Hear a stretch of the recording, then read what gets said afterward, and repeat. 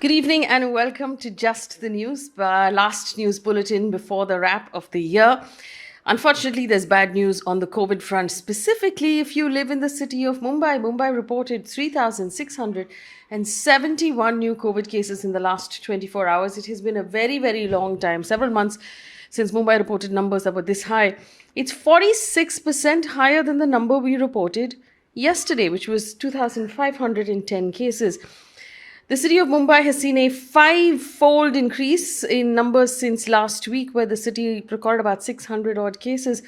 This afternoon, in fact, the Chief Minister Uddhav Thackeray met with the state's COVID task force, and one of the key discussions was the management of the new variant that has driven up infections in the state.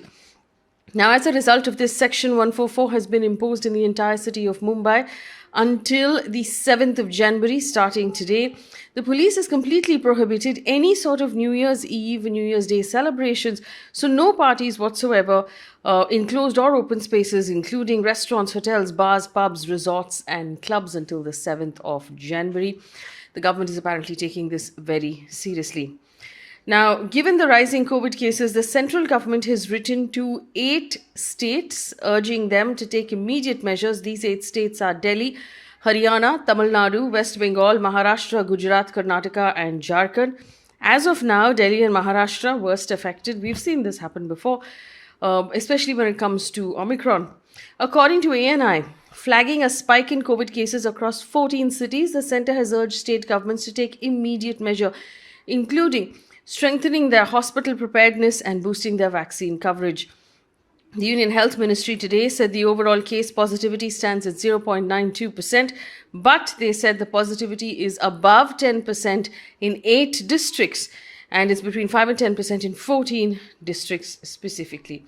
Right now, across the country, we have about 961 Omicron cases and a total of 13,154 new COVID cases in the last 24 hours. This is not, of course, going to come in the way of the UP elections.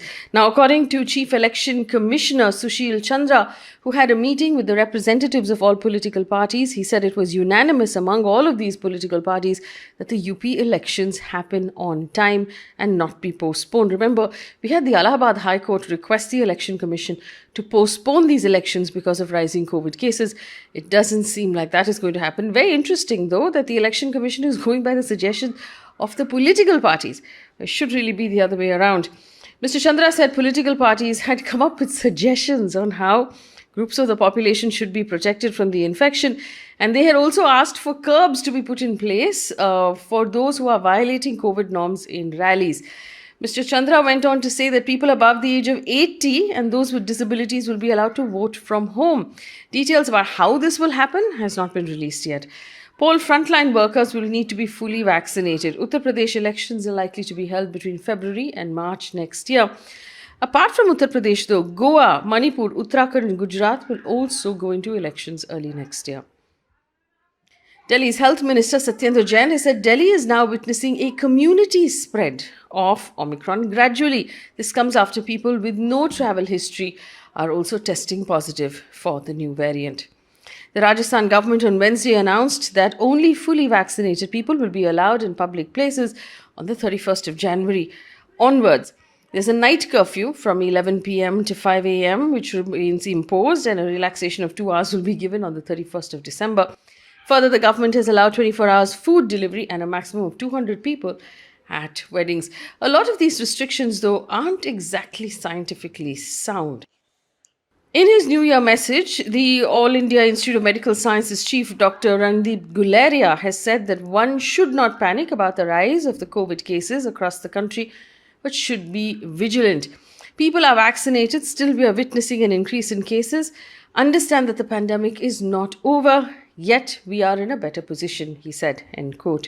The World Health Organization's Director General Tedros Ghebreyesus on Wednesday said, and I quote, "I'm highly concerned that Omicron is being more transmissible, circulating at the same time as Delta, leading to a tsunami of COVID cases."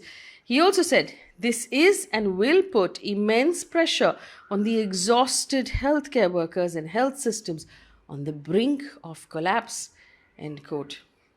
In an interview with CNBC overseas, the US government's top infectious diseases expert, Dr. Antony Fauci, said Omicron COVID-19 variant is likely to peak at the end of January.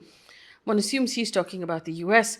According to US Centers of Disease Control and Prevention, the Omicron variant made up for 58.6% of the total COVID cases in the country as of the 25th of December.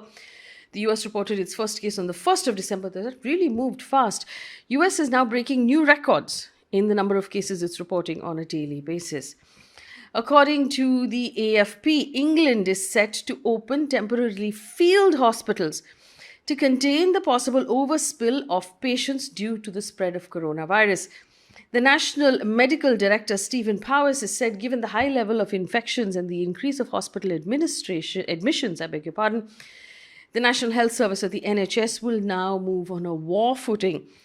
The NHS in England said it would start building structures in the grounds of 8 hospitals in cities in London, Bristol and Leeds from this week onwards, each designed to house around 100 extra patients. Also, reports say that residents of the locked down Chinese city of Xian have said that they're struggling to find enough food at this point. Meanwhile, according to AFP, the country's Commerce Ministry told reporters on Thursday that the 13 million residents of the city who've been placed in lockdown 8 days ago had sufficient access to essential supplies.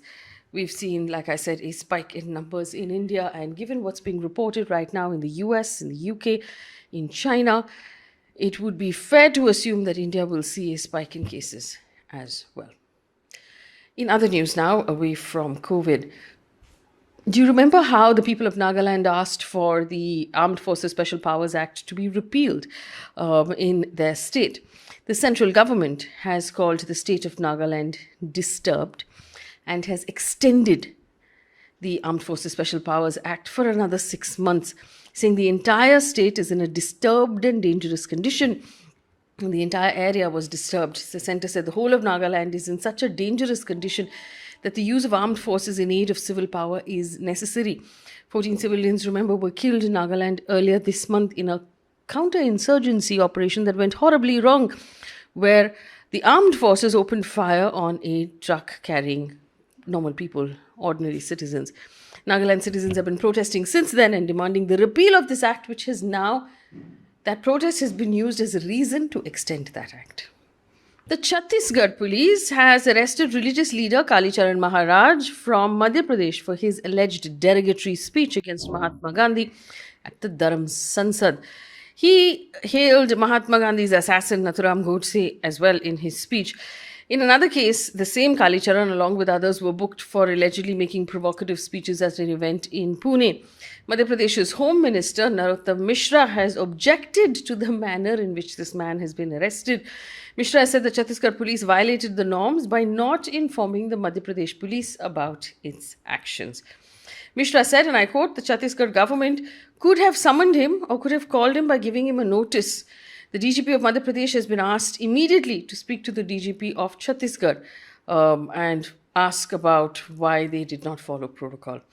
In response to Mr. Mishra, Chhattisgarh's chief minister has said that Narottam Mishra should tell us if he's happy or sad about the arrest of a person who derogated Mahatma Gandhi.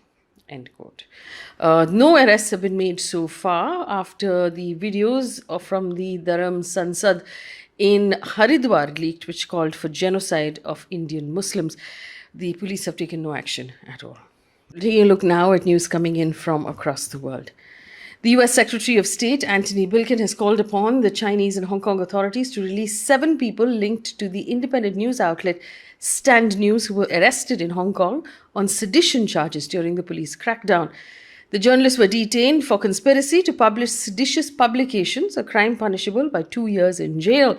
In the statement, Antony Blinken said, "We call on the People's Republic of China and Hong Kong authorities to cease targeting Hong Kong's free and independent media and immediately release those journalists and media executives who've been unjustly detained and charged."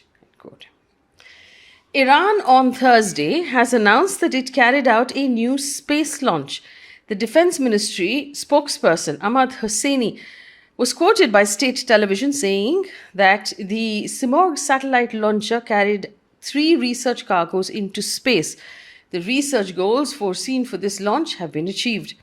The United States has voiced concern about the launch, saying the test could boost Iran's ballistic missile technology at a moment when the two nations are inching back to diplomacy.